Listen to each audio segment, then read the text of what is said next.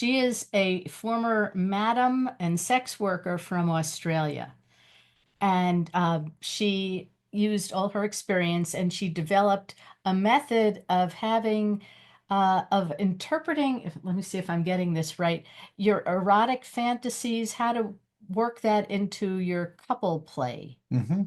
And She was a dominatrix herself, actually. That was what she did when she was in the sex industry.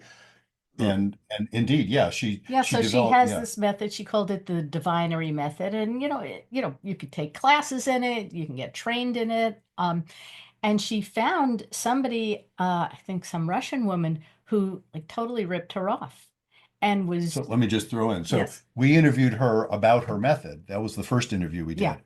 And then it was relatively short time yeah, after that. yeah, soon And it after. happened, yeah, I think it's because we had interviewed her, so I was getting her newsletter or something, or I heard her podcast, and she talked about what you're getting Right, into. she said people had ripped her off in the past, and this woman was selling basically her stuff, Artemisia's stuff, as her own. And Artemisia contacted her and confronted her and went through this whole process with her of wanting her to understand why it was so hurtful to her, not just, personally, but financially, and what she did was so wrong. And this woman heard her, and they heard, Heard, not with a T, Hmm. heard her, and basically apologized and really processed the whole thing. And the two of them were able to come to, I don't want to say an agreement. They were able Oh to yeah. talk about it.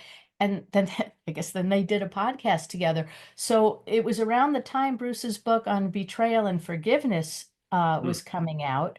So we said, wow, we got to get her back on to talk about this. And we did. And Wow. that was like a wow Yeah. moment for Yeah, us. because the woman who had done the plagiarizing rose to the occasion.